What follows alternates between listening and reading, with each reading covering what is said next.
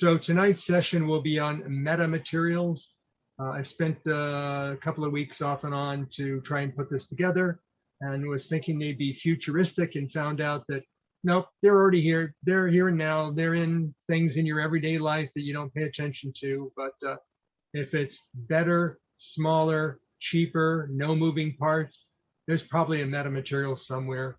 So we'll get into that. But as usual, first we'll cover the news.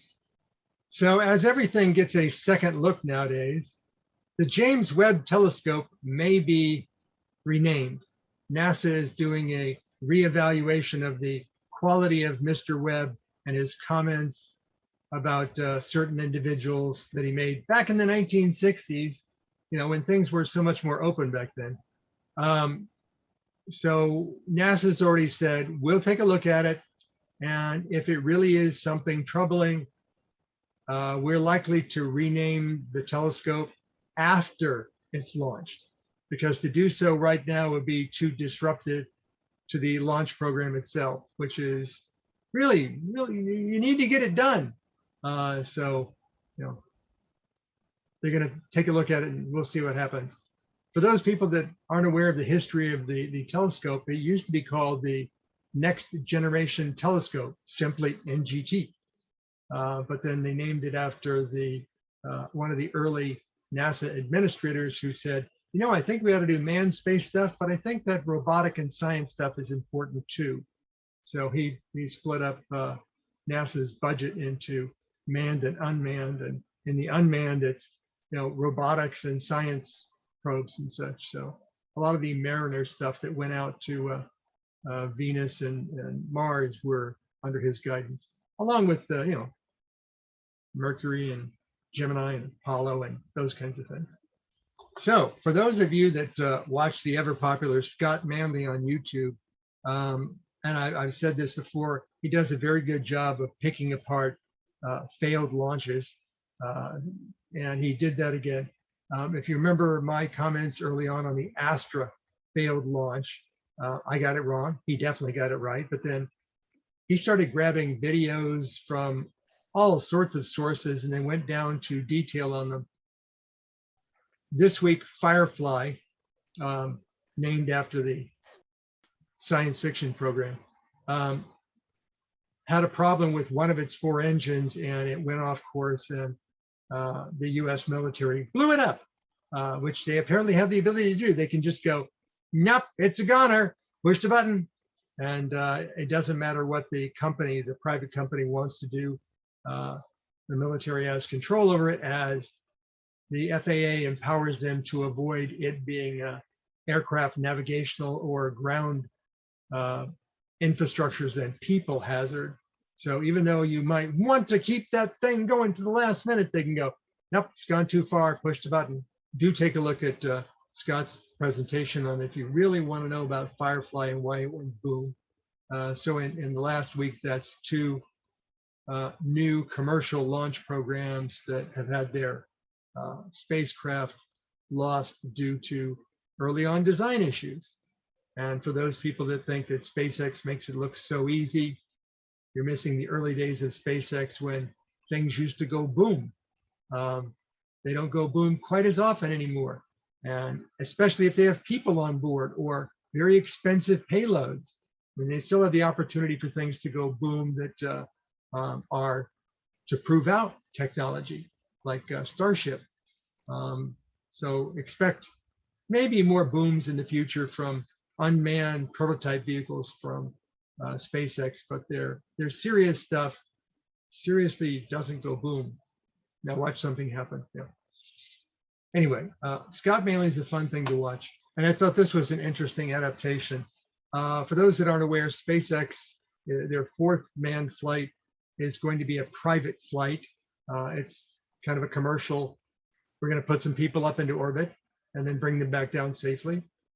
And because it's not going to be docking with the International Space Station, they took the docking adapter off the front of the capsule, off the nose of the capsule, and replaced it with a cupola, as the saying goes.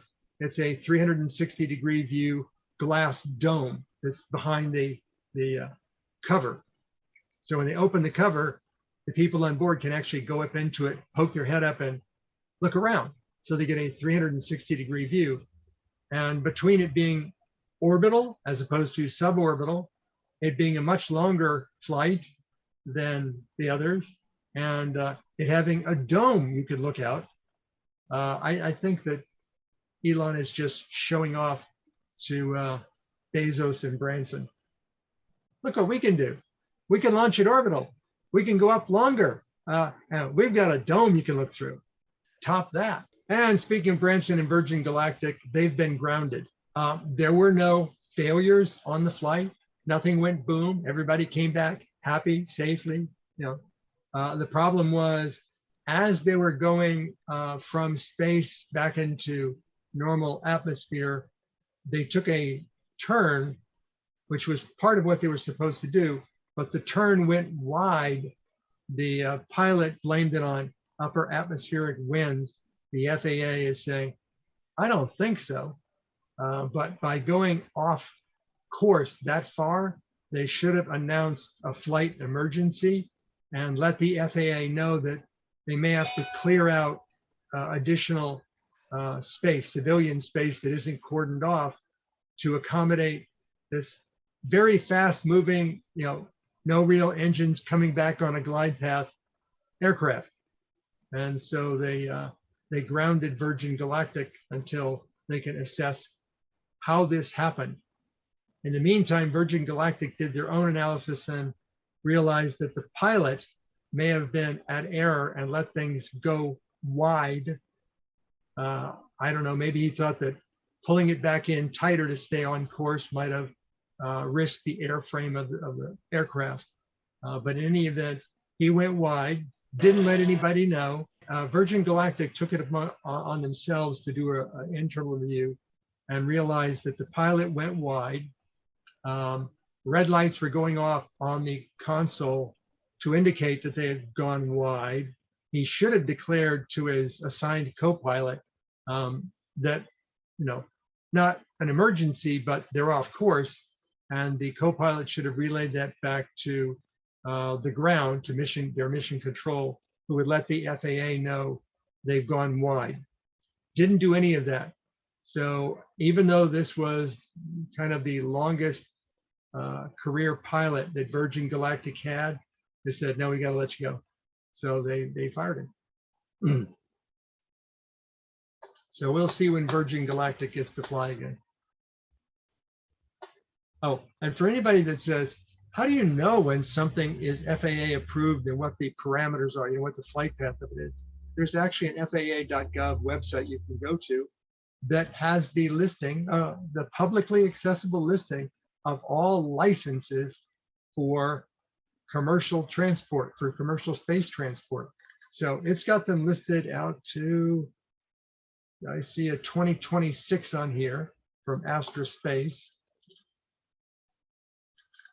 So it goes out for a number of years. But you can also see what they're using to launch. So Pegasus, Atlas V, Minotaur, even small ones like Minotaur are there.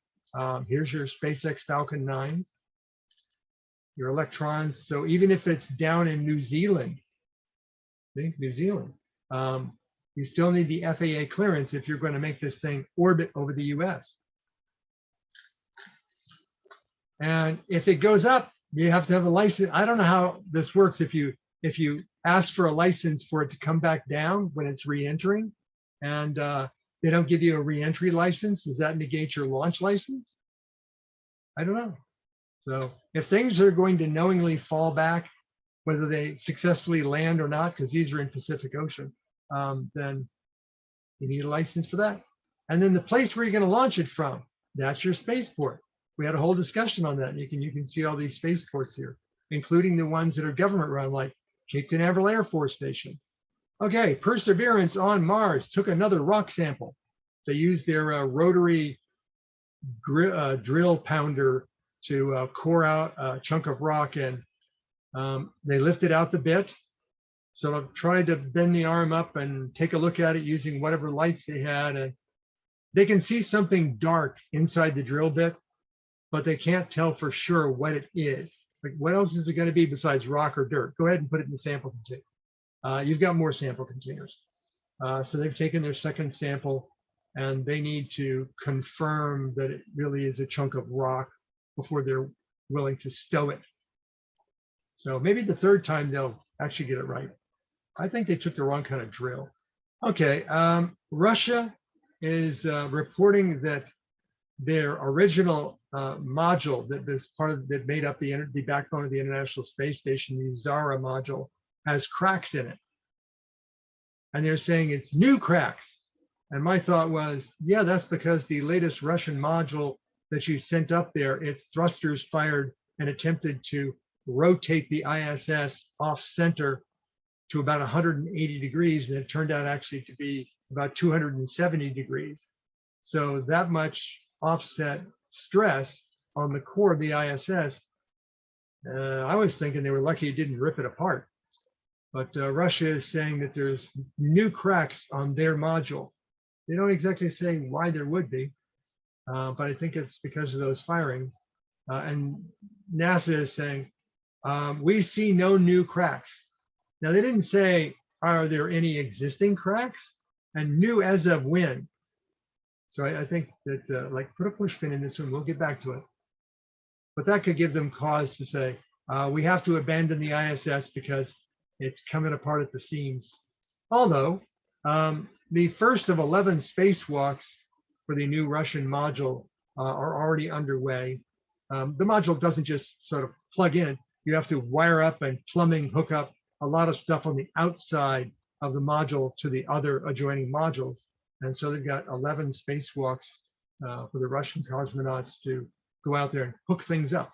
It's so weird to hear them say there's problems with the ISS and they're going to depart the ISS, and yeah, we just put a new module in and now we're going to do 11 spacewalks to hook it all up. So it's like, which way are you going? This is another repurposing curiosity.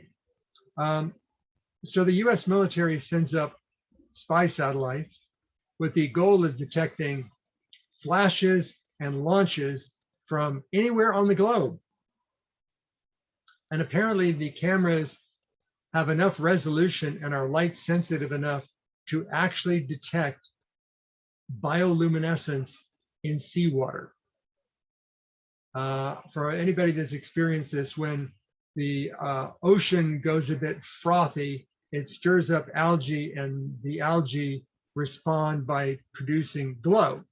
You're not going to see the glow in the daytime, but at night, on really dark, clear nights, you can actually see the bioluminescence in the water as the waves roll in. And you can also see these at sea, but they're a lot harder to detect because you never know where they're going to show up. So they actually use this satellite, and they've been trying to do this for a few years now, use this satellite to detect ocean bioluminescence from space. And they claim to have successfully done this. And the idea is that if you can detect bioluminescence, it means that the surface water there is frothy. This is out in the ocean, so it's not like a specific wave is doing things. It's the general surface texture of the water at that location is rolling. Maybe rolling for just winds or rains or a number of reasons, but it's good for ships to know that that's a unstable surface water area and to avoid it if possible. So they're saying that this is, a repurposing of a military capability for navigation on the open seas. Interesting stuff. But you have to have a camera so sensitive that it can pick up bioluminescence from space. And the eminent Dr. Brown, who believes that there's a Planet 9 hiding somewhere in the Kuiper Belt that is larger than Earth, closer to the size of Neptune, says basically they're narrowing down where they think it might be. So they're going to adjust their scanning efforts to see if they can't find it. It turns out that it might be closer than they originally suspected. It's probably still in a very long elliptical orbit, but it may currently be at the closer part of its elliptical orbit, which would be the right time to catch it in the act, as the saying goes. But we shall see. And I know it's coming up quick here. 2023, we're going to send a rover to the moon shortly before we send people back to the moon to look for water on the moon at the South Pole. The idea being that if there is actually frozen or liquid or even vaporous water on the moon, that gives us two things: something to breathe and something that we can electrolytically decompose to make rocket fuel, to make liquid hydrogen, liquid oxygen. So it'll be interesting to see when they put this first rover up there. This first rover is called, get the name of it here, Viper. Now, why would you call it Viper? It is the volatiles, meaning looking for various forms of water.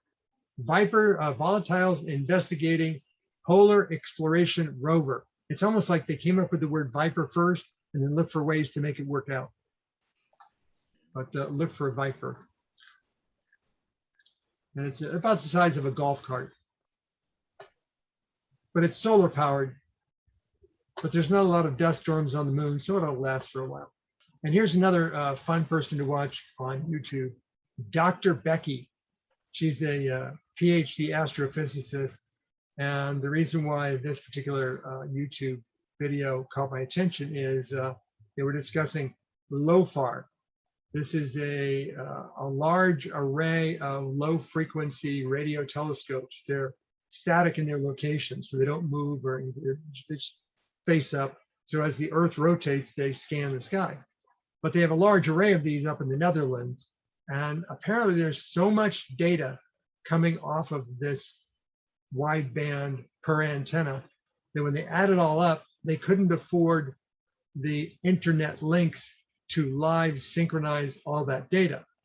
So they're doing a little something that I said eventually all radio telescope arrays need to do this, which is go ahead and store the data with high quality, high precision timestamps, and then save all the data off, and then post-process it in massive pipelines with supercomputers. And that's what LOFAR is doing, is they collect all the data. They do a little bit of upfront filtering to make sure they've got the good stuff, store it locally as terabytes per day, and then they ship the disk drives. They copy the disk drives and ship the disk drives to a central center where they plug in the disk drives for supercomputer processing. The shape of large array radio astronomy to come is time stamping and post-processing. And I posted last week's video on the extraterrestrial perspective to the Broward Astronomy YouTube site. So now that my 3D printer has been freed from the labors of producing my James Webb Space Telescope, for those that haven't seen it, I know you've all seen it, but I have to show it off. I constantly have to show it off. There you go. We have the paper model as well, the NASA official paper model. It just doesn't look as good. So anyway, now that the printer's been freed up from producing the JWST reference model, yes, all 50 plus pieces of it, I'm back to writing some Python software to make a custom antenna for the radio astronomy array. Jeff Lichtman, who's former years ago president of SFAA, and I have been working sort of cross interactions on fast radio burst observations. He was down sick for a while. He's feeling better, and he's going to start resuming his collection of fast radio bursts. So I thought, well, now's a good time to see if I can't crank out an antenna to make the radio receiver better. And in case anybody's asking, if you're looking for the regularly periodic forecasts of celestial objects, like what's up tonight or this week or whatever, there's lots of places on the internet to find that stuff. So I don't have any plans on occupying our time to repeat that. But if there's something big that comes up or something that's visible naked eye, I'll probably mention that. If there's a comet that's being hyped in the media, and I know you're not going to see that naked eye, I will let you know about that. It looks like Broward Parks has announced that they will be resuming public outreach of astronomical observing at Fern Forest Nature Center on Friday, September 10th, starting at 7:30 p.m. until 9 p.m. and again in December. I think there may be like a disconnect between SFAA and fern forest as to, are they really going out there? Because it sounded like they mentioned it, but they hadn't decided whether they're going to be there or not. But it looks like Broward Parks is definitely publicly stating they're going to be doing observing. If they, if they can't get SFAA, do it. If they have my contact information, I could do it in a pinch because I'm 10 minutes away from fern forest. And I'm still scheduled to do the JWST or Webb Space Telescope event in conjunction with the NASA Goddard Space Flight Center and the Space Telescope Science Institute. They've assigned my subject matter expert. And it turns out my subject matter expert is the instrument lead for the NIRCam aboard JWST, which is a very prestigious instrument aboard the Webb. I've sent her some information. Her name is Martha. I sent her some information about what I've got and what I could provide and those sorts of things. So we'll see if she comes back with any questions. And per member request, I started putting together the presentation on weather observing satellites and how they do predictions using supercomputers for things like tropical cyclones, also known as hurricanes. I just generically refer to them as tropical cyclones because you have them above and below the equator, and you have them on the east and west coast of the U.S., out in the Atlantic and out in the Pacific. So they just generally refer to them as tropical cyclones because you don't get too many of them at the poles. So they're tropical. They seem to be doing pretty good at that these days. Yeah, I've started to look into this, and the data that they get is from a large number of sources. It's not just satellites. It's it's buoys, thousands of buoys out in the oceans, around the world. It's weather balloons, the simple old-fashioned, helium-filled radiosonde kind of weather balloons for very specific measurements at various altitudes in specific locations. There's the hurricane hunter planes. That's where they take the very sturdy aircraft and they actually fly them through the hurricanes.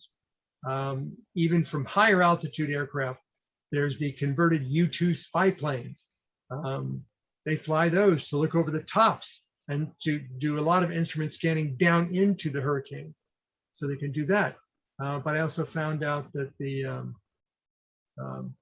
I keep getting the name of them wrong, Golden Hawk, the higher altitude jet propelled autonomous flying, no people on board spy aircraft that they used in the Middle East.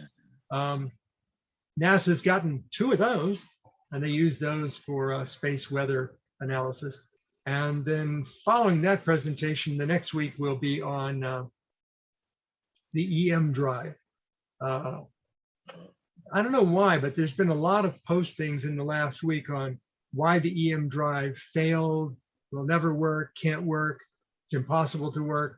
And yeah, I think it's got some problems, but I think there's some things they could do to improve it, where it might be more peer reviewed successful, because I think they've got some backstops at the moment that make it where it's really hard to say whether it did anything meaningful or not. There's a big push out there to find alternate forms of 1 Newton or less propulsion for satellite stabilization and for course correction, to do away with the gyroscopic and momentum navigational guide systems, because they have a limited lifespan of about 5 years. And the static fuel-based ones, the hydrazine and such, they're only good for about 5 years. And it turns out the krypton and xenon ion propulsion that they use for satellites now, they're only good for about 5 years until they basically run out of fuel or the bearings burn up or those kinds of things. So they really like to have something else. They just don't want it to be the EM drive, because if it's the EM drive, everything gets smaller and cheaper, no moving parts.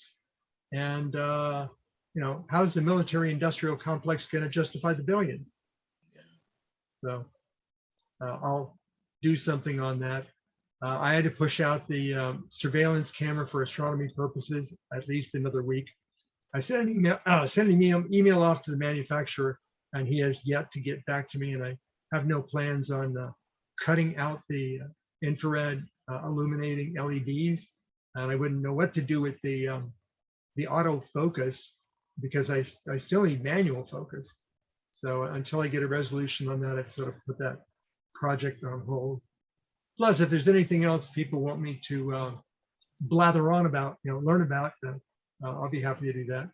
So tonight's presentation is on metamaterials. Say what? What are metamaterials? Metamaterials are materials with properties not associated with naturally occurring materials. So a leaf may have microscopic aspects of it, like photosynthetic cells, but that's natural. If there were a man-made version of a photosynthetic cell, that might be considered a metamaterial. But things that occur in nature and then we just repurpose them, those are not considered metamaterials because people didn't fabricate them. So these are things that are not found in nature. It's not that we took a CNC mill and we, crafted something from a block of aluminum or steel. That's just simply formed and milling. It's not basic chemistry like we didn't make something by mixing some chemicals together and we have a solution. These are artificially fabricated at the nanoscale. In other words, we're dealing with physics principles and material properties at the billionths of a meter scale. They often are applying physics principles at a very, very small scale, that the only time these physics principles behave in this manner is when you're dealing with them on the nanoscale, because as soon as you scale it up, it kind of loses its efficiencies and it doesn't function that way anymore. But if you work at it at the nanoscale and then you just grow out that process, you can get it to be larger. A lot of times it's involving interactions with electromagnetic radiation, be it radio waves or light waves.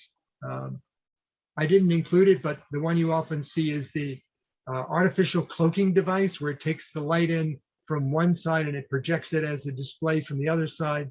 So when you put the cover over, you kind of disappear except for all the wrinkles in the material. So that one is a demonstration, but I don't really consider that to be a metamaterial, even though they are working at small scale.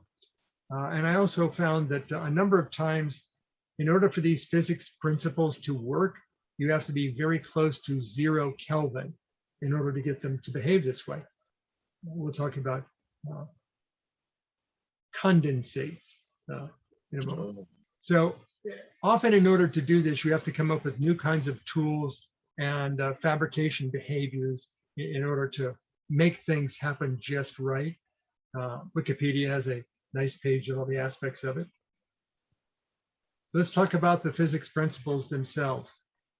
If you make things small enough, whether it be gaps or holes or rings, if you make the holes or rings or gaps small enough, you can actually filter not just to molecules, but to wavelengths of electromagnetic radiation. If you make a hole small enough, you can say, I want these gases to go through because they're smaller molecules, but not these gases because they're bigger. Or you can make rings where the diameter of the ring, it's not a hole, it's just like a diffraction ring. And you can make them of the right size so that only certain wavelengths of electromagnetic radiation will reflect as expected off of them, not all. So you can do wavelength filtering. You can also make things called molecular sensors or electronic noses.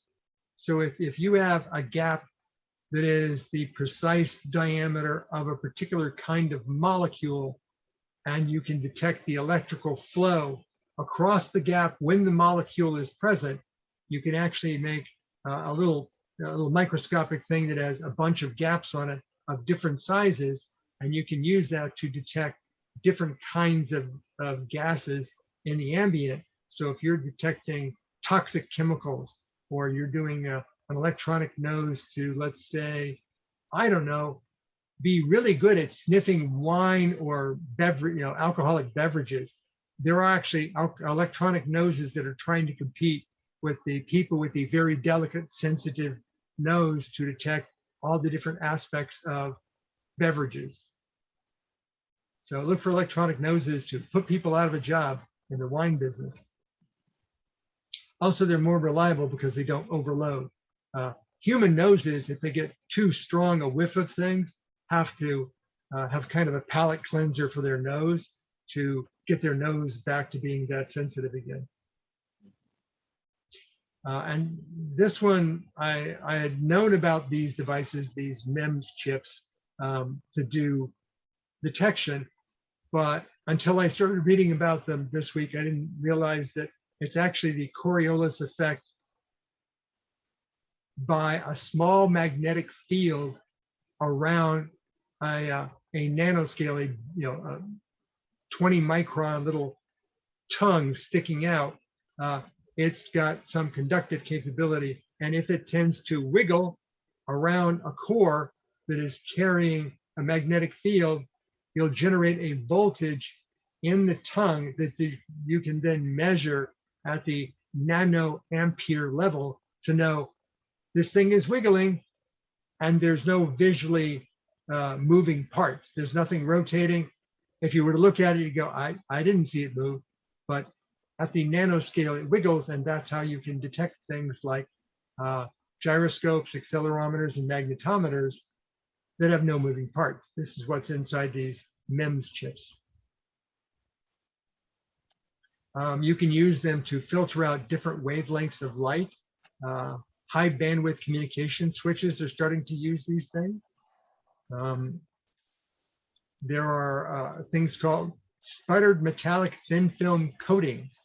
And if you've ever desired to purchase a highly reflective mirror diagonal for your telescope and you go, I want the 99.995% reflectivity mirror and I'm willing to pay $100 instead of $70 for it. That is a thin film coating where the reflective coating is only a few atoms thick, and then they cover it over with a coating of aluminum oxide, which is kind of a variation of glass. And then I read about this one where they're trying to optimize catalytic converters for splitting materials apart like water into hydrogen and oxygen.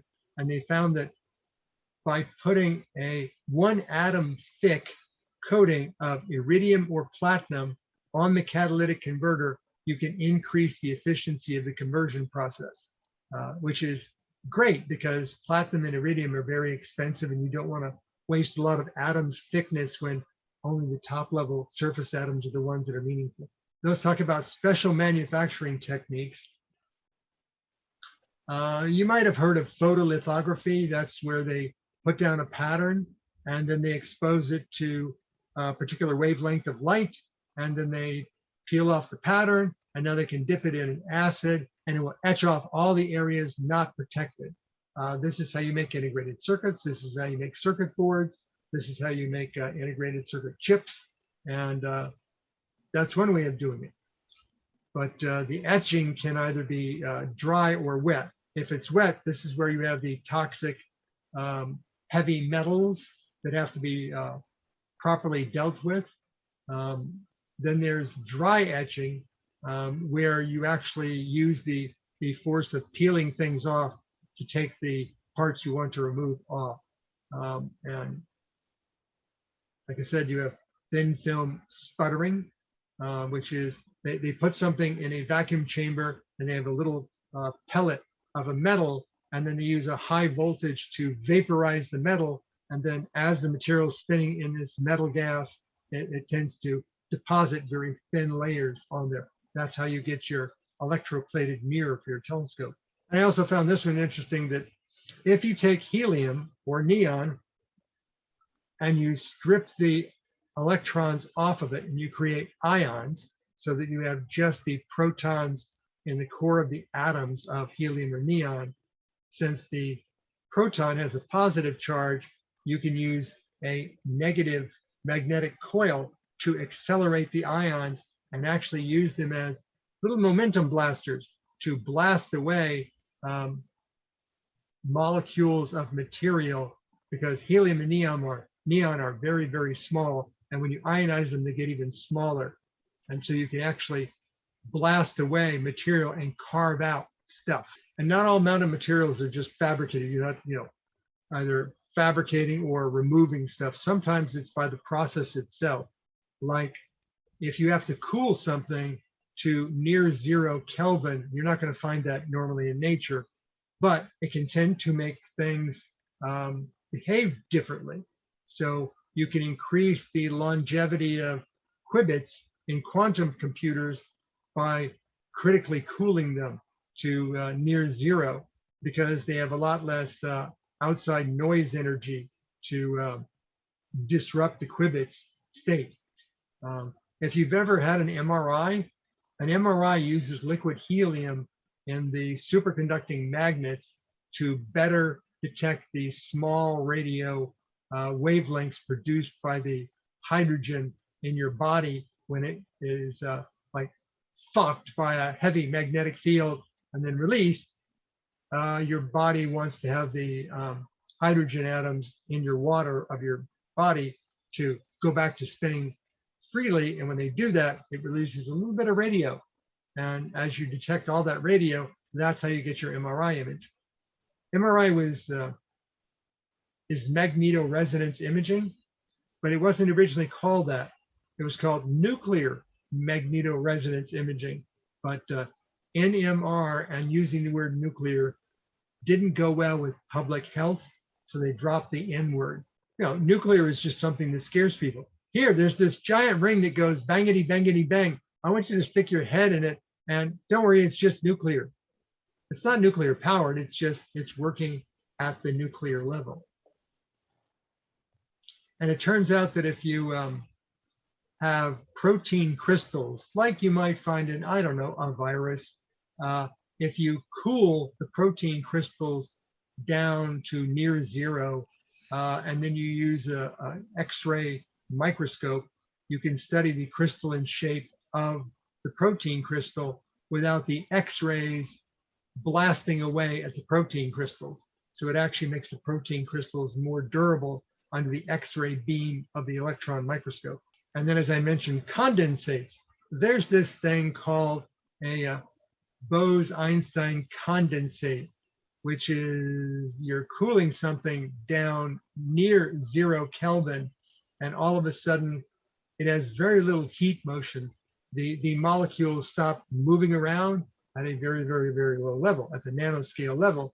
And when you do that, all of a sudden something that's a liquid might behave as a metal. So you can have, for example, helium that becomes conductive if you get it down cold enough.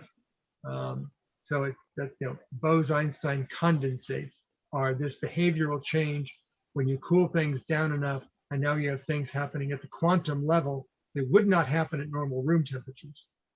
And one of these is the weird thing called superfluidity. If you have helium-4, now this is helium with 4 neutrons instead of 2, it behaves as a superfluid.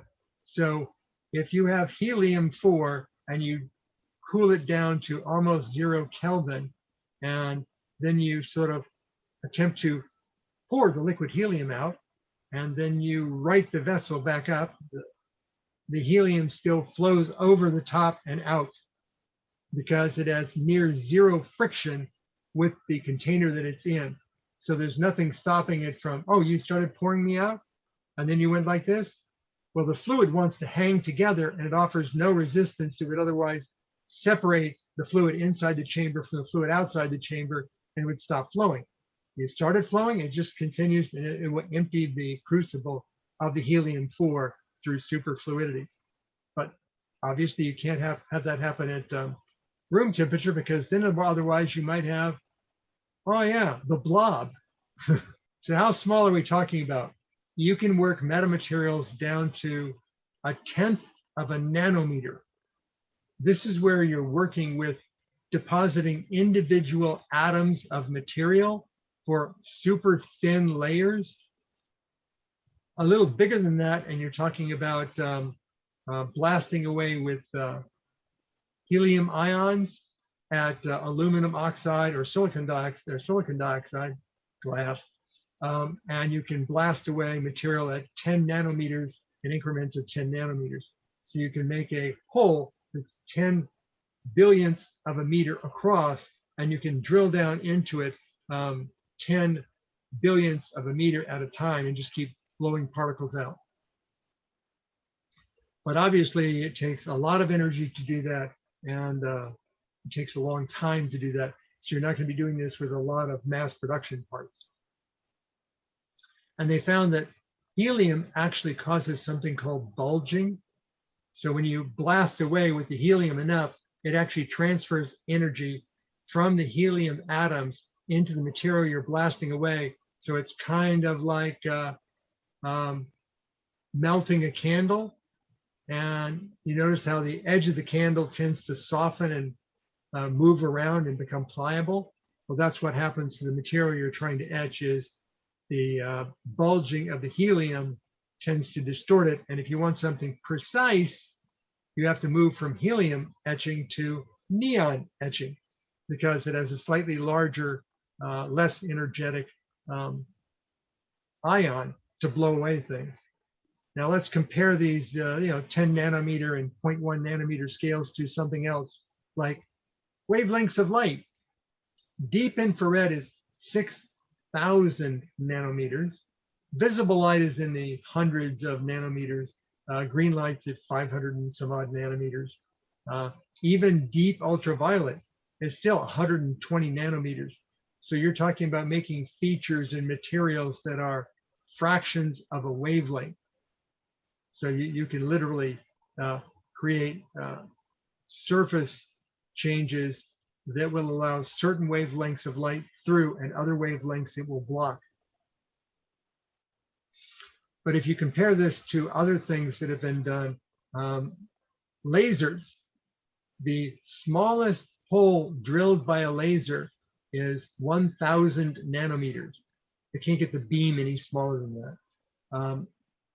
Integrated circuits, even using deep ultraviolet for their lithography, they cannot get anything smaller than about 1.4 nanometers, and they won't actually have that in production until 2029 by Intel's estimates.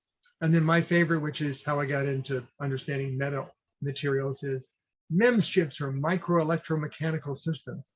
These are things that can sense that have no moving parts, gyroscopes that can measure down as low as 0.0017 degrees per second rotation, all the way up to 2,000 degrees per second in scales. So if you're at the low end, they can measure small fractions. And then if you need to scale it up, there are scales that you can set in the chip that will cause it to go to different ranges. This is kind of like if you've ever used a meter, a digital multimeter. It has scales. Do you want 2 ohms, 20 ohms, 200 ohms, 2 kilo ohms, 2 mega ohms? And all that's doing is just scaling the values. MEMS chips also have accelerometers. So not only can you tell that something is being pitched, pitch, roll, and yaw rotated, you can also say, how fast is it doing those changes?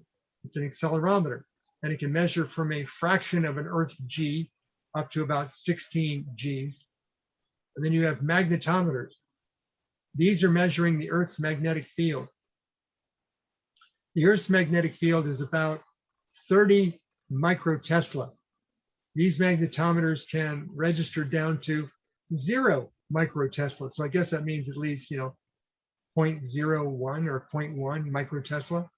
So very much smaller magnetic detection than the Earth's magnetic field, all the way up to 4,900 microtesla. Now, why would you ever want to measure something like that? Because isn't 4,900 microtesla 4.9 full Tesla? Yeah. Have you looked at the latest MRI machines that are out there? The latest MRI machines can produce a magnetic field of 5.0 Tesla. And the next generation might be 8 Tesla. This is so that they can get more of the hydrogen in your body to line up, get everything in phase alignment, and then when it's released, you produce a stronger radio signal, a more uniform radio signal for MRI machines. So look for MRI machines to have stronger and stronger magnets. So when you're talking about MEMS, you're talking about how do you, what are the things you're measuring? You're measuring typically in 3 axes: pitch, roll, and yaw. So let's see, pitch, let me see if I can get this right. Pitch, roll, and yaw. These things exist now. Oh yeah, in fact, your mobile phone has one in it. I found out that these things got to be so cheap that 5 cents is what the 9-axis MEMS chip costs in your average mobile phone. And the next generation will be even better. It'll just be a subroutine library of design parts that goes into the lithography of the integrated circuit. So it goes from being a little tiny, like grain of salt sized chip with a couple of pins on it to, just throw it in the big chip. This is Aren't those what are used to play games on tablets and phones when you have to move the phone this way or that way to avoid getting caught? Oh yes. I mean, they're important uses. Oh yeah, and also when you talk about the inexpensive quad rotor type, helicopters, the little helicopters and quad rotors, they all have those, because these parts, since they went in cell phones, are so damn cheap that you can use them anywhere. I've got little circuit boards that have these chips on them, and I use them for judging telescope mount positioning. So, I found out the magnetometer is not too great if you put it right close to a bunch of metal like a telescope mount head. But the gyroscope and the accelerometer, you can literally tell, is the telescope level or not by combining the readings of the gyroscope and the accelerometer. So as the telescope goes around, you can measure the gyroscopic and accelerometer values and know, am I tilted down to a fraction of a degree, or am I not perfectly level, even not using the magnetometer? The magnetometer can tell you which way north is. But there's another way of doing that, which is you take 2 different readings from your GNSS, your GPS receiver, and go, okay, when I was turned this way, my satellite database said, these are the positions of the satellites and which ones are going down and which ones are coming up. And when I turned over here, I got the positions this way, and I could see the signal to noise ratio change as the GPS satellites were rising or going below the edge of the horizon. And that tells me which direction my telescope mount is facing without a compass. So it's just, taking all this nanoscale data and putting it to new and different purposes. So it's taking a metamaterial and taking the data and using it for other purposes. So what is the Coriolis effect? Okay, if you have an object that is in the presence of a magnetic field and you rotate that object and the object is conductive, it will generate basically a deflection of the magnetic field. So you can measure the swirling of one field inside of another field. Yeah. And it turns out that the human brain, I watched a video this week from Veritasium. Derek does a good job of those. He went into a radio, a Faraday shielded chamber, and he put one of those things on your head that measure all your brain waves. And he sat in a chair, and they had these aluminum tubes around him inside this no light, no sound, no RF going in box. And in these tubes, they had wiring to produce a magnetic field. So they would start with a baseline of the Earth's magnetic field. And that would say, okay, this is how his brain subconsciously is detecting the Earth's magnetic field. Because you may think that it's only pigeons that can, navigate by the Earth's magnetic field. Human brains have similar magnetic particles in the chemistry. I mean, we do have hemoglobin in our blood, which is iron, so it can pick up magnetic fields, but we don't consciously detect them, but we do detect them subconsciously. And what they did was they let him normalize in the Earth's magnetic field, read his brain waves out, and then they took the magnetic field that they generated and went, whop, and did a 90-degree twist on the magnetic field, and then watched his brain waves. I mean, he didn't visually detect anything. He's just almost sleeping, just calm. But his brain was going from alpha to beta rhythms based upon the magnetic field. And the reason why it does that is your brain is going from idle to concentrating. So even though he was not sensing the magnetic field change overtly, his brain was detecting it. And they said that maybe at some time in the distant past, before we had all this industrial stuff around us that makes all of these radio and electromagnetic field noises, maybe our brains could detect it better. It's kind of like the people that can train their bodies to control their body temperature and their heart rate, and they can detect, wind changes that you wouldn't feel otherwise. Maybe those folks can be trained to once again detect Coriolis effect via the human mind, and that would be very bizarre. So I also found out that if you can repurpose these MEMS chips to detect acoustic oscillations instead of just gyroscopic accelerometer and magnetometer, but if you put a little air hole in there and the little tuning fork thing that's sticking out moves, so the little tuning fork moves because of sound waves entering it. So if you have a sound wave and this tuning fork is moving, you can digitize the sound wave and actually use it as a nanoscale microphone. So this is where the microphone in laptops next generation are going, is they'll just throw the microphone into the case, and odds are you won't even see a hole on the outside of the case, because it will actually be detecting sound based upon the vibrations of the plastic and metal in the case.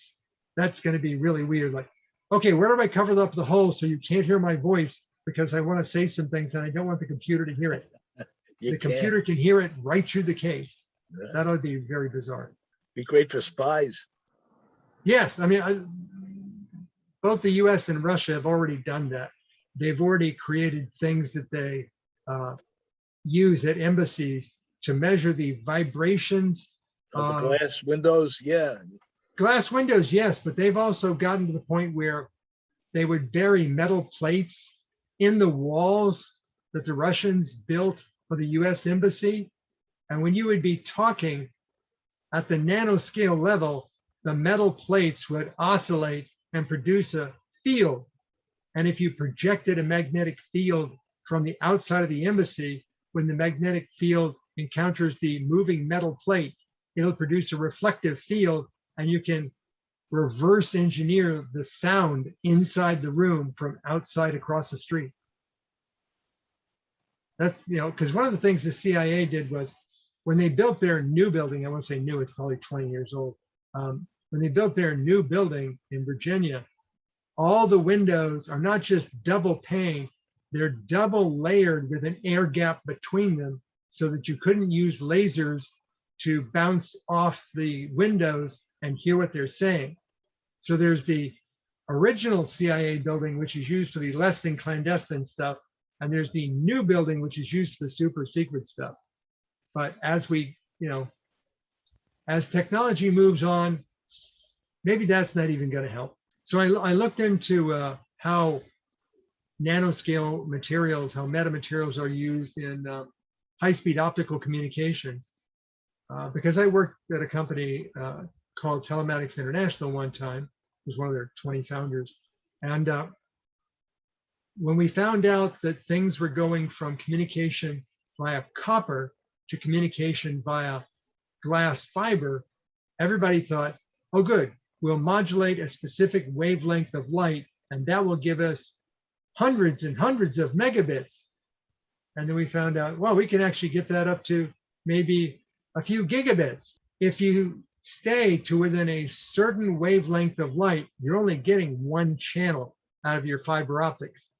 And running fiber optics under the ground costs a lot of money. So how can you get even more bandwidth out of it? Use different colors of light. And the first thing they tried was 8 different colors of light, And they found that if you separate the wavelengths far enough apart, you can send all 8 different color modulated beams on the same glass fiber at the same time. And then you split them out at the other end using a prism like beam splitter. And that worked great. 8 channels. Well, that got you to a few gigabits. How do you get to even more gigabits? Well, the 8 channels went to 16, the 16 went to 32, the 32 went to 64. And then they just said, this is getting nuts because the amount of prism that you need on the receiving end is large. I mean, it physically makes the equipment larger and more expensive. And how do you deal with this? Well, they found out that at the nanoscale level, you can make a grating of rings or holes that if you make them just the right size, you can beam split this on a flat material instead of a prism-shaped material, thus making it even smaller. And now what they've got is metamaterials where if you apply a voltage to the metamaterial, it changes the index of refraction of the material. So you can literally steer what color beam you want to go through what fiber as you're multiplexing and demultiplexing this stuff. So they now have software defined optical networks where you can tell the software what channels and what colors of light you want on your switch. And I've got links there to some of the articles. And the bottom one is actually from a company called ADVA, ADVA. And you can see the limitation on the number of fiber optic channels they have on one of their switches is how many fiber optic connectors they can put across the edge of a circuit board. So they've gotten to probably 256 different channels in a box that's 5U high and 1 wide. So how do you get that even denser the next time? Well, you got to get rid of all those fiber optic connectors. You've got to make it go through the airwaves as light. So they're probably going to have a vacuum chamber that carries the beam conduit. And that reminds me of, if you remember the episode of the original Star Trek series, they had the supercomputer that needed more power from the warp engines. And so it just went zap, and it put out this huge beam and it vaporized one of the crew members because it needed direct warp drive power. And I'm thinking, gee, someday we may have a fiber optic switch that says, I need direct line of sight to my other switch because I've got so much bandwidth and so many different wavelengths. I'm not going to bother splitting them out. I'll just transfer the entire trunk and it'll pick apart at the other end. Yeah, this stuff is real and it's being used in products, and they just take it to the next step and the next step and the next step, and then they realize, let's cut out the middleman. So why do we want to keep pursuing this metamaterials and nanoscale stuff? If you've ever looked at the history of computers, it's higher efficiency, more durable, longer lasting, occupy less space, use less energy, cost less than anything that you have to physically build. And now that we're finding we can make these things at the nanoscale level with properties that you cannot find in nature, yeah, okay, we're going to do this. So if Florida Power and Light wants to produce green hydrogen and they want to maximize their electrolytic converters, they may be a prime target for this.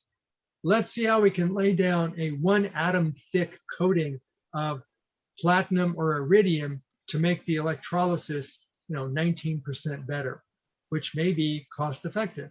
So you want to do that. Being able to put the MEMS chips in a mobile phone is one thing, but making them even smaller to put them inside the main chip of the mobile phone is the next step. Oxygen concentrators.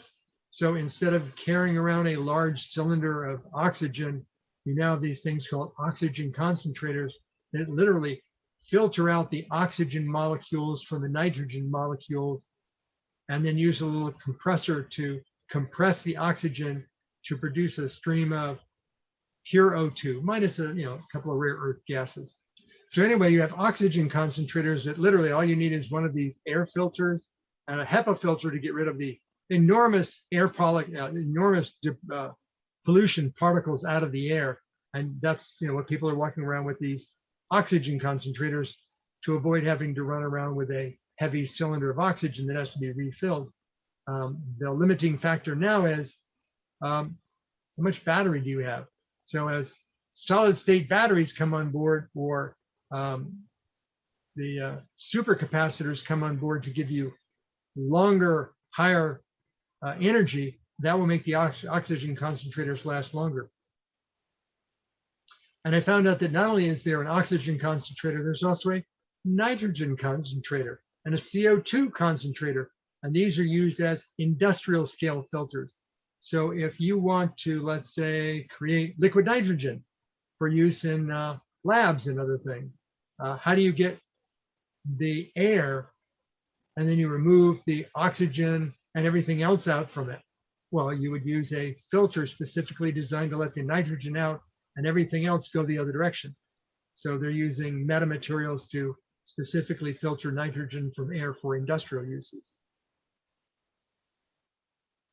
And electronic noses, if you create an electronic nose to detect particular compounds, let's say, I don't know, narcotics, you can reuse the electronic nose to detect narcotics in blood or urine samples without having to use one-time reagents. So it makes it more reliable, easier to clean, and you don't have a lot of one-time use chemicals like reagents. So metamaterials be good. So how do you control something that's at the nanoscale levels of energies? We're talking things like billionths of a volt, billionths of a watt, billionths of an ampere. You remember my discussions on analog to digital converters and how you need to have the ability to do lower and lower levels of detection and conversion, and you need lower and lower noise levels. So they have these things called junction gate field effect transistors for switching power off and on. And they're putting those into analog and digital converters to be able to detect smaller and smaller amounts of volts, watts, and amperes. And then you use also nanomaterials. You use low noise amplifiers that make use of high electron mobility transistors, HEMTs, to amplify the signals. So now you can take something that's a billionth of an ampere and amplify it up to the point where you have a nice, clean, low noise analog to digital conversion signal. So now you can measure those things that are not measurable normally in nature. So it kind of all dovetails together. Metamaterials make small stuff, but now you've got to detect the physics that's going on with the small stuff. So now you've got to work on the analog to digital converters, but now you need the ability to amplify the signal to, maybe millions of times more than it came in with, but you want to do that with zero noise. So you have to invent new metamaterials that make up the transistors, that make up the amplifiers, that give you your analog to digital conversion to measure your billionths of an ampere. So it's all playing together. Okay, this one was the most fun that I went through. I saw this from Samsung because they wanted the patent on this. Quantum LED TVs. And then the true quantum dot QLED TV. And the fascinating part about this is when most people talk about their LED TV or their organic LED TV, it's still an LCD TV actually. What they do is they use LEDs for the backlighting of the LCD panel. So they use the metamaterial LEDs to make a very finely adjustable white panel behind the LCD overlay that allows you to see when it's trying to show you something or not, and it can make segments of it light and dark. And they originally had just a few segments. Now it's down to the individual LED that they control the brightness of, and that's how you get these really nice looking displays. And to make them cheaper, they use organic LEDs. Now, organic LEDs are not a metamaterial. Strange as it sounds, and by the way, they have nothing organic about them other than they use carbon compounds. That's the organic part.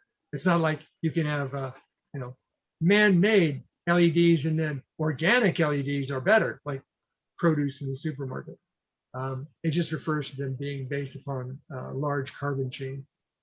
But they actually use a high-tech version of an inkjet printer to spit polymers into little wells to make the organic LEDs. So they're not really metamaterials, they're just fancy fabrication. But on organic LED TV, when you get up close to it, you can still see the dots.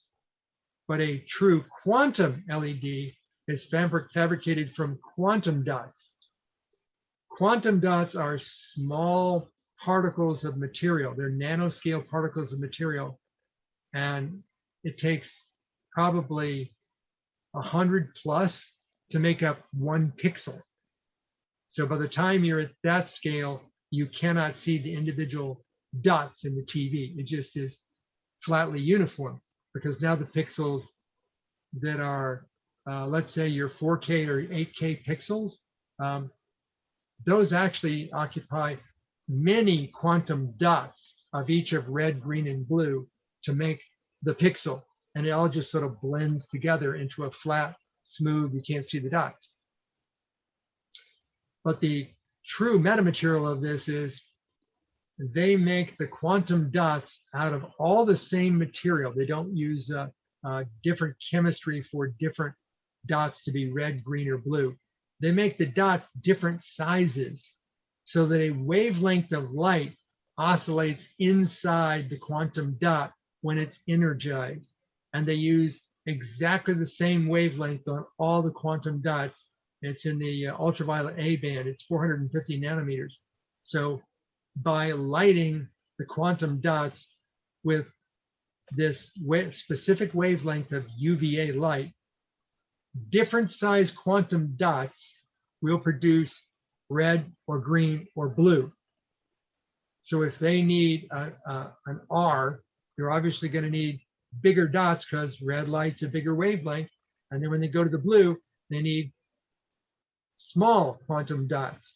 But how many do they need? Because the pixel itself, they want to make all the pixels the same size.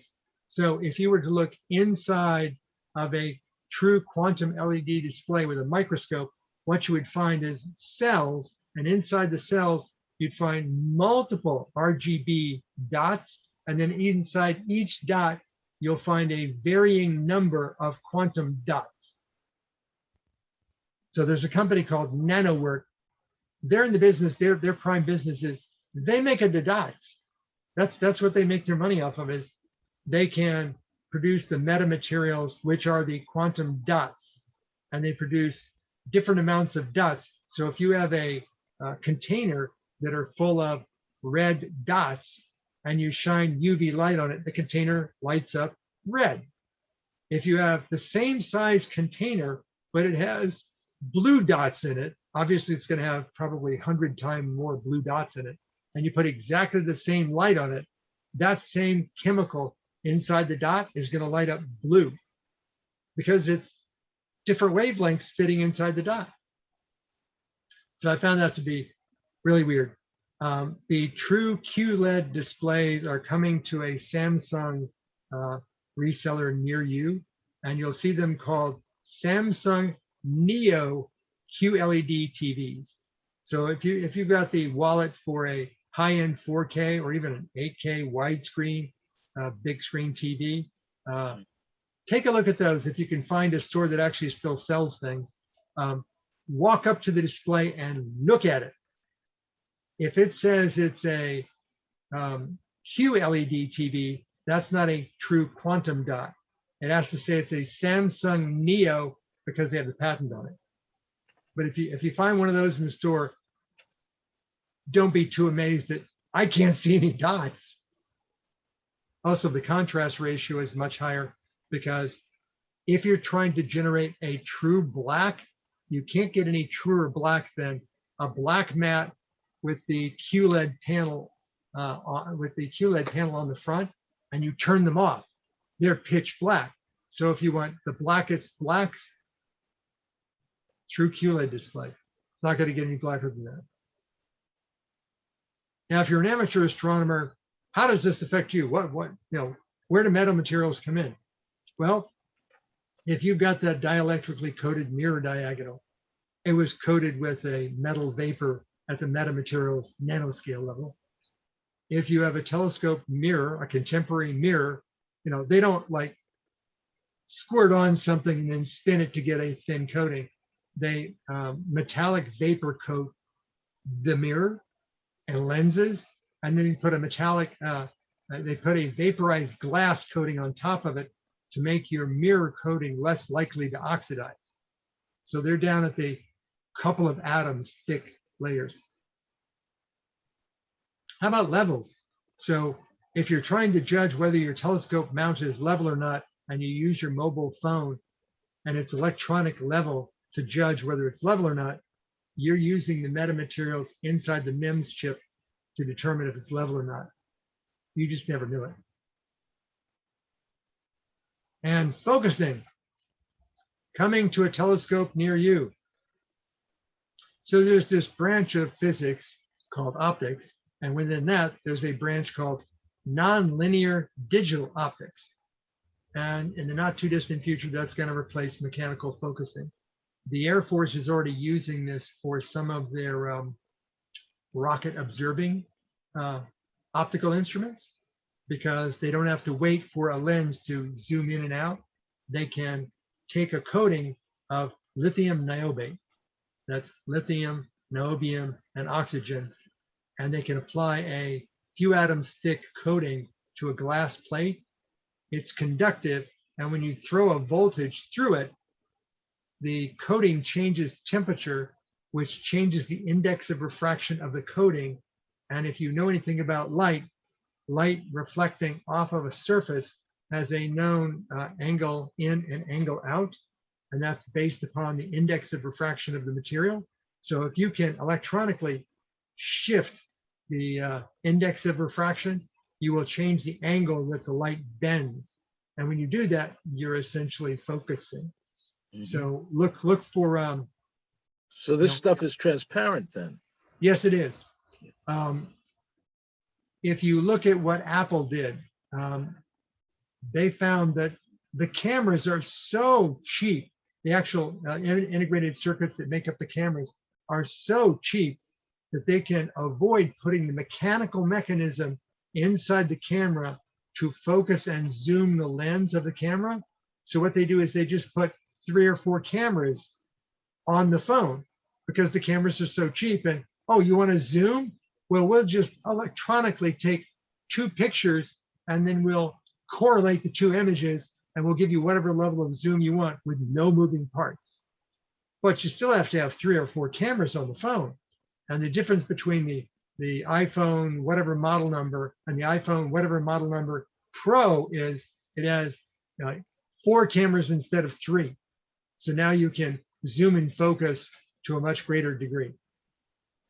Once you do this, once you're using nonlinear digital optics to do your focusing, you'll suddenly see Apple going from multiple cameras on the iPhone back to only 1 and giving you, enormous levels of zoom focusing. So look for that. It's going to have no moving parts. It ought to be really expensive, which is right up Apple's alley.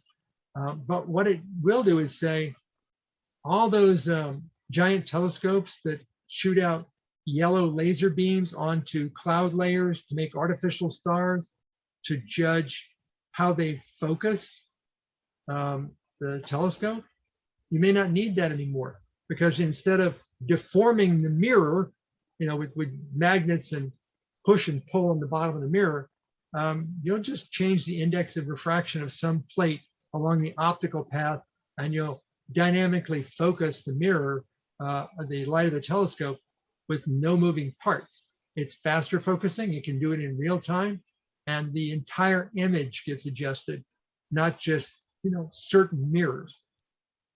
So I see this as the next big thing in optics is nonlinear digital optics.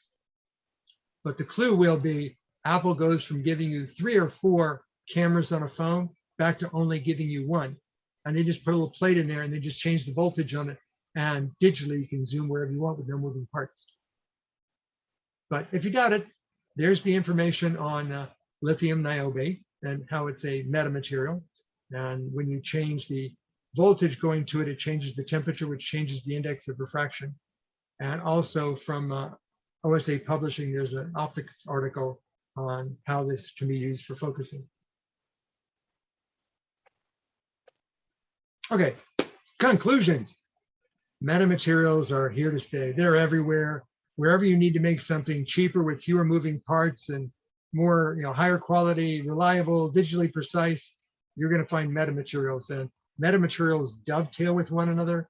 So you're going to find that if I have a metamaterial that's getting lower and lower signal levels like nanoamperes, I now need to make better digital to analog converters that can amplify more with no noise to pull that physical effect out electronically. They may not initially be cheap, but as they get to be higher and higher volume production, like MEMS chips and cell phones, they'll get to be so cheap you won't even think about it. Would you ever buy a cell phone that couldn't judge direction these days or level? No, of course not. So as things get smaller, they also consume less power. Originally, computers used 5 volts and 12 volts, and now they use a fraction of a volt. And the reason for that is the features on the integrated circuits got so small that if you tried to push 1 volt of electrons through it, it would blow the circuit apart. So as things get smaller and smaller and smaller, you have to use lower and lower voltage levels to conduct the circuits. So at some point, if the voltage required gets to be so low, you may find that if it's a few millivolts, the electricity of the human body can actually power the circuit. So once these things are applied at production scale, they just get dissolved into commodity products and nobody thinks about them anymore. The one thing I will say is if we ever have a near extinction event where we lose a lot of our intelligence in fabrication and industrial production, metamaterials will be one of the things that we bemoan the most, because so many things will just go away. We'll have to reinvent all of the underlying technology to get us back where we once were.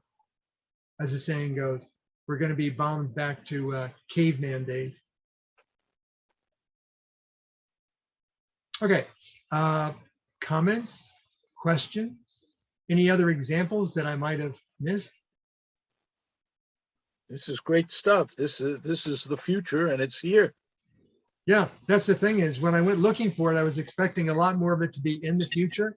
And then I started finding commercial products that already utilize it. And yeah, it's here, but it's embedded in products and in infrastructures where you don't even know about it, but it's definitely here. Okay. I have a question. Yes. This is go ahead. Joanne. Yes. Okay. You may have mentioned this, but because I missed part of the first part of the speech, and I'm sorry I missed it. It sounds very interesting. When you got to the part about the FBI, I believe it was, or it could have been the CIA, but I think it's the FBI. And you talked about that when they designed their building, yeah, because they knew about, they didn't want to have people hearing the sound waves. And so they yes. did a special thing. And this was because a nano mechanism that was in the wall could allow people to hear outside.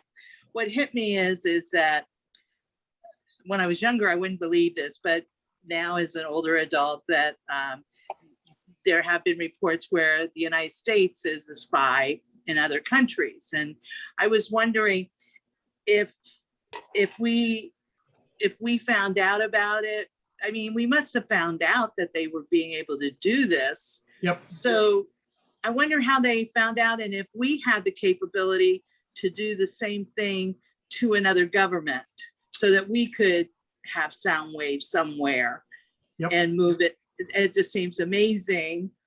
But I'm also thinking that counter spying would be amazing too. Military secrets are often the most fleeting, to quote Spock. But yes, Can you repeat that? What did Spock say? military secrets are the most fleeting, as in once you know how to do Yes. something as a military espionage capability, it doesn't last long before the other guys know how to do it too. Yeah, And so yes, whatever they can do, we can do. Whatever we can do, they eventually can do, because there are things called spies. But so anyway, you would not be, the building is the newer of the CIA headquarters in Langley, Virginia. And if you were to look at a Google Earth image of the CIA headquarters in Langley, Virginia, you'll see two distinctly different buildings separated by a distance. The old building, you could literally bounce an infrared or ultraviolet laser beam off the window glass from a couple of miles away in the woods and hear everything going on in the room. The newer building, there's the exterior glass, there's the interior glass, and then there's a inert gas that fills the gap between the two of them, so that the vibrations of the interior glass from people speaking in the room don't actually transfer to the exterior glass, because this gas cushions the vibrations. there's nothing about nanoparticles in that glass. The nanoparticles were in getting the sound waves. No, the nano in this particular case would be the detector on the outside. So if you're using a laser beam, you're measuring the movements in the glass at the billionths of a meter level by measuring the transit time of the laser beam back and forth to measure the glass vibrations. But there's another mechanism for it called passive RF. And when I'm in a room and I'm speaking, it creates acoustic waves. If I take a metamaterial, a very, very thin piece of metal, and my vibrations of my voice as an acoustic wave vibrate that metal, if that metal is sitting in front of a coil, it will produce a radio frequency field at a specific wavelength based upon the tuning of the coil to the piece of metal. And that means that I don't need a battery. That also means that the only time it will be transmitting is when somebody's speaking in the room. We found one of these, this was kind of an embarrassment for the US State Department. The US State Department was presented with a giant wooden relief of the seal of the United States, a giant, eagle holding the oak leaves kind of thing. And buried in the head of the wooden eagle was one of these passive RF transducers, and it was tuned so that Russians in a building across the street with a very high power receiver could pick up voices inside the US embassy when people were meeting in the room. And we very stupidly and proudly hung this lovely wooden seal in the most primary secret meeting room we had. Yeah, Trojan horse. Wow. Yeah. And how did we find it? I mean, how long did it take? And wow. The State Department's not willing to admit how much went on before they detected it, but the way they detected it is they do regular bug sweeps. And these are broad spectrum receivers at low amplitudes looking for any radio in the room. And what they found out was when there was noise in the room, they had a radio signal. But if they asked everybody to be quiet, the radio signal went away. And then they used their bug tracker to find out where the radio signal was coming from. And then that's where they found it in the giant seal made of wood. Wow. Isn't that the Trojan horse thing? Yes, that's a Trojan horse. But even worse than that was. So everybody should check for Trojan horses, you would think. Well, you would think, but if you sweep the room when nobody's in there, which is normally when you'd sweep the room, somebody goes in there with a radio detector and says, shh, now nobody talk, I'm going to sweep the room. And there's nobody in the meeting room. he sweeps it, and there's no radio signals. And then Ah, everybody's invited into the room, and everybody starts talking, and now there's radio signals. yeah. And there's Now, no what kind- battery, so it Wow. doesn't go, there's no battery to wear out after a year. It's just every time there's Wow. acoustic vibrations, the little coil and plate makes a radio signal and no battery needed. Now, did you mention what country did this by any chance? Yeah, Russia did this to us. And we know that they did it because this is very high tech. It must have been recent. Oh, no. This was maybe 20, 25 years ago. Okay. Is this high tech what you're talking about? What they did? The time it was. Yeah. At the time, it was extremely high tech to create a metal plate that thin and conductive. And the physics, you had to understand the physics of acoustics and radio energy to create this device. And then you had to create it so small, it would fit inside the wooden head of the eagle. That's quite amazing. Quite amazing. And it's been around. Espionage for 20 has years. its resourcefulness, yes. Yeah. But even better, this is just stupidity on the US government's part. Well, We went as to you bu- said, we it's went to- complicated. Yeah, we went to build the new US embassy in Moscow. When we went to build it, we created the plans for it and thought, now it's only designed the way we want it, there'll be no bugs. And then we promptly subcontracted the building of it to local Russian mafia-controlled construction my- companies. Great idea. Really good idea. Yeah, really stupid idea. They went How long to the Russian government, and the Russian government gave the contractors things to put into the cement walls poured around the beams of the building. The entire building was a bug. Oh my gosh. We Now, had, did we, we had to, since it was in the cement beams poured around the metal columns, we had to x-ray the building to find them. But when we found them, we went, okay, the building can no longer be used by the US State Department. And now it's just a US government office building in Moscow. how long ago was this? That wasn't even 10 years ago. Okay. So, Wow. But Wow. when you really, really want the information, you can really, really get the information. And if they're not clever enough to understand, physics, you may get it before they figure it out. And once they figure it out, they just, make the light shine somewhere else, move somewhere else. And, you've lost your advantage. They've realized what technology they can use against you now. And Now I have a question okay. too, I gather, is that how long did it take for us to detect that? I mean, find out that this was going on. Did it quiet? Was it complicated to find? You might call it that because we have spies in Russia and they have spies in the US. And our spy in Russia said, I was listening to a recording of a meeting taking place inside the newly built US embassy in Moscow. You might want to check it for bugs. And it's these passive acoustic things. And until they found the precise frequency, they didn't even know they were planted in the building. But once they found out that they were transmitting, then they bring in the X-ray machines to X-ray it. And sure enough, all the metal columns in the building that had cement poured around them are radio transmitters. Talking about metamaterials, this is silicone gel and it's holding a lot of liquids. And I'm gonna put away for you. That's what I'm doing.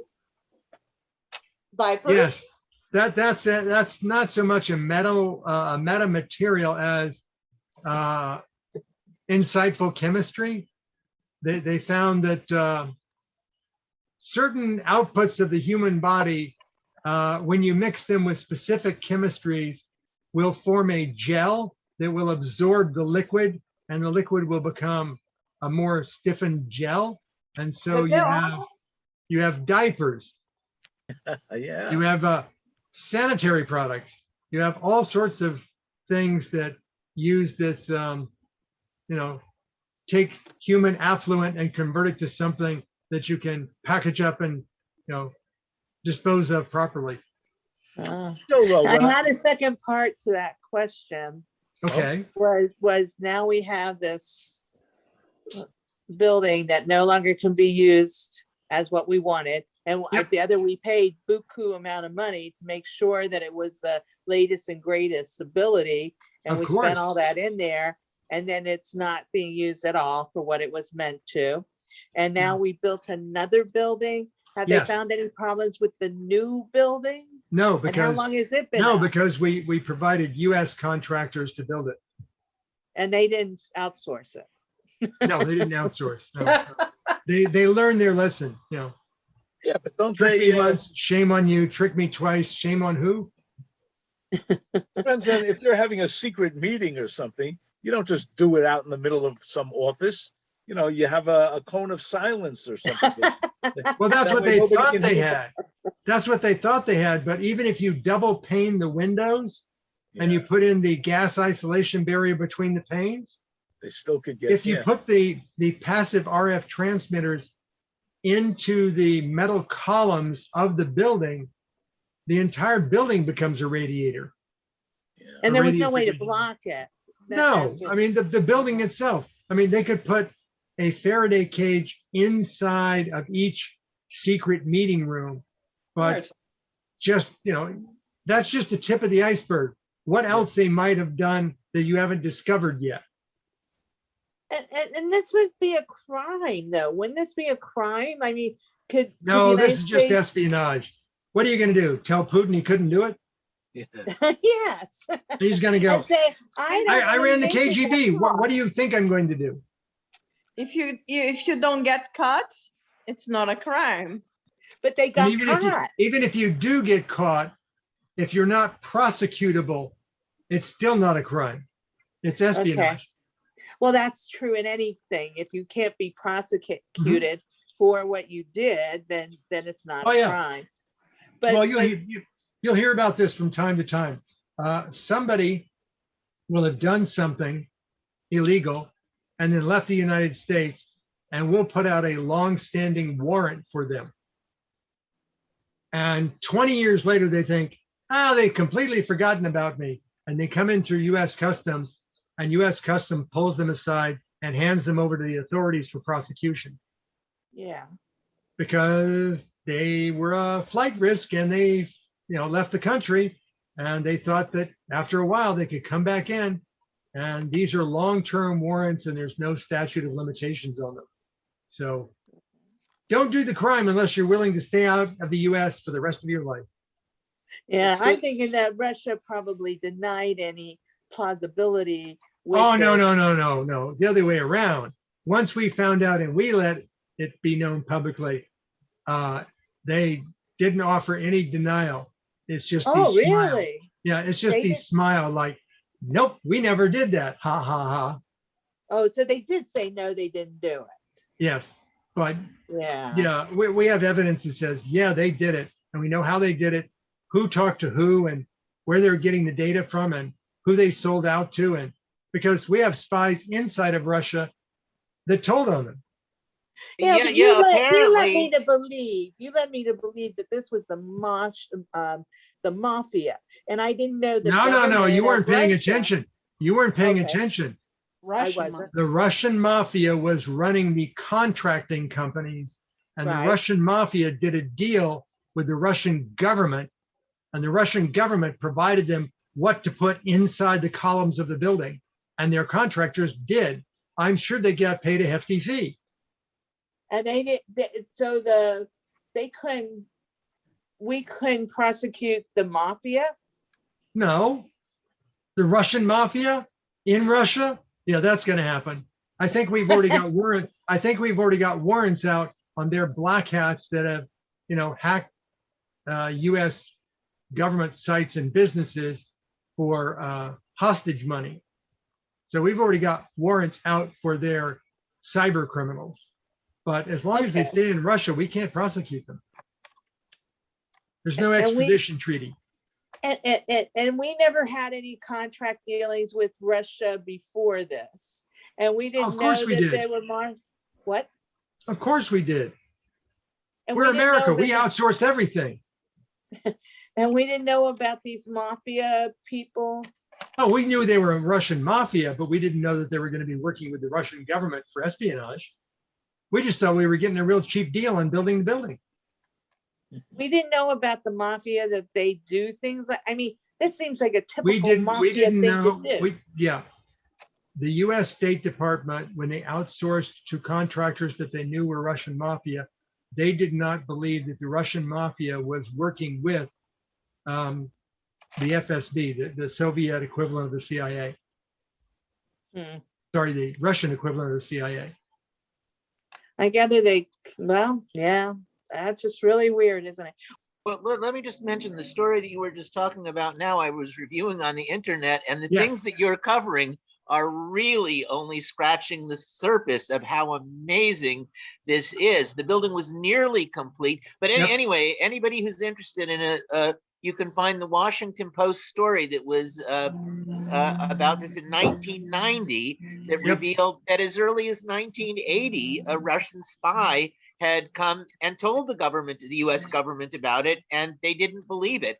And they found Yep. things like little thin gold wires connecting the supporting beams throughout the building and going up right to where the code room was going to be for the US Embassy. I mean, it's Yep. astonishing. It's astonishing. I'm interested. Is that Adam talking? Yes. Adam, can you put it on the chat? Chat? The link? If you're looking at a wiki link, put it in the chat. I can try that. Let's see, my technical. Yeah, oh, here's something that says chat. Yes, I'll put that on there. I'll put it on Thank you. That would be very helpful. And that's very interesting. I find it fascinating and shocking. I mean, I probably could fall, and I am concerned about someday falling into some kind of scam trap, because that's what they did. I mean, they got scammed in a sense, because they were being told they were having a secure building built for them and going to, and then they're not, it didn't work out. They spent all this, our money. I'm sure Yeah. it's all our money that they spent over there. I think that embassy cost them close to $1 billion to build. Right, that's why I'm irritated. Yeah. And I figured that they spend another couple $1 billion to build the next one. Oh, probably more, because they weren't outsourcing to the Russian mob at a low price. They had Well, to that's bring US government work. contractors over. And they had to, I gather they were being much more watchful of how it was being built. One would hope. Yeah, that's right. I Yeah. would hope that But they were being more watchful. I find it interesting, but never astonishing, the level of arrogant oblivience people have towards things that could never happen. That won't work. That'll never happen. Nobody will ever do that. Yeah, I think we had a problem on 9/11 because people had that mindset. But even businesses spy on each other. Oh yeah, industrial espionage is a multi-billion-dollar thing. And the one that I find, what are you going to do now, is patent fraud, where a company will create a patent and the patent office will not investigate it thoroughly enough, and the patent will be approved for something that can't possibly exist. And then when somebody creates the thing that can't possibly exist, they're not the original patenting company. They're Right. some aggressive startup company that just happened to fall upon this. And then the original company that knew they couldn't make it at the time and owned the patent come out and sue your ass and say, cease and desist, or we'll buy you up, to deny the company that actually did come out with it from the ability of profiting off of it. To me, that's just patent fraud. Hey, I'm going to patent something that's, borderline science fiction, but I know it might be plausible, but certainly we can't make it happen. That'll never occur. And then, years later, some startup company that's resourceful, creative, and doesn't have that blind spot comes out with the technology, and the big corporation just swoops in and goes, cease and desist. It's our patent. We're going to sue you into oblivion if you don't. And the small company has to pretty much fold up and go away, or they get bought out. This is why big corporations file so damn many patents, because they don't need them now. They're not actually manufacturing product based upon that patent now, but someday in the future, they might need it as legal leverage. So keep filing the patents. Manuela, you work with patents. Did you ever have any of this happen? Oh yes, oh yes. But then again, there's a certain hope when an invention has not been used for 10 years or 17 years, depends on the country. They cannot go forward with their claims that they own a patent because they didn't use it. So yes, so it can be fought. Yes. Oh, that's wonderful news. Well, it goes the other direction in the U.S. The U.S. Patent and Trademark Office has its own judge, jury, and executioner within itself. If a big corporation comes in and says, we don't have a patent on this, some other guy has a patent, but we had prior art, even though we don't have a patent. So you should void their patent and give us a patent. And there is a committee within the U.S. Patent and Trademark Office that actually does that idiocracy of voiding the patents of small companies so that big companies can swoop in, get a patent that they're not deserved to have, and corner the market. Right, right. That's not fair. Until the U.S. government is no longer bought by political contributions, it will stay that way. Right. And Absolutely. the other sorry thing that happens is that some companies buy smaller companies who have awesome ideas, awesome patents that will be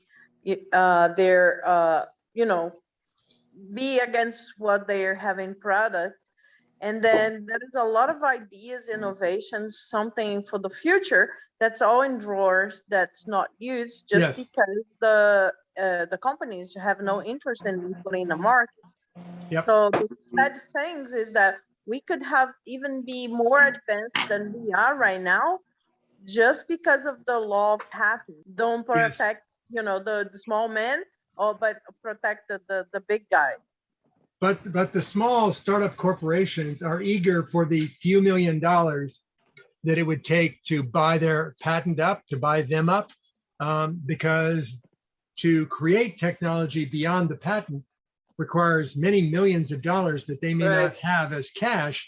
So they'll just sell out the technology because they couldn't create the product. And the big corporation will just sit on the patent, and then when they need it, they have the funds to make it happen. So there's one thing in contemporary high volume production that is working just the opposite. That's electric. That happened also with scientists. Our scientists that would take advantage of a new kid that developed something with working as a mentor, and then he went and patented it, and then the guy that was the teacher claims it, and oh my gosh, and then the scientists don't get credit, but it's in history that this person really should have gotten it. That happens even to this day in research science. A professor, a distinguished professor at a university who's doing a research project is just sort of touching it occasionally to keep it on track. He's got hungry graduate students that are eager to do all the legwork for him. They'll do all the research, they'll calculate the results, they'll execute the tests, and then come back to the principal scientist and just go, you've asked us to look into this, this is what we found. Oh, that's not right, do the test differently, do this, and they'll go off and do it again. And then when the conclusion comes up that is the valued end result, the research principal scientist is the one that goes and gets the Nobel, and the graduate students, thank you for your time. But they can go off and sell that as experience as part of their career, their CVE, to say, hey, I worked on this. He just was the figurehead. I'm the person you want for the trench work to carry this into, large scale industrial use. So, Yeah. but yeah, inequities in process. Unfortunately, yes. Welcome to life. No, sad but true. Anything else?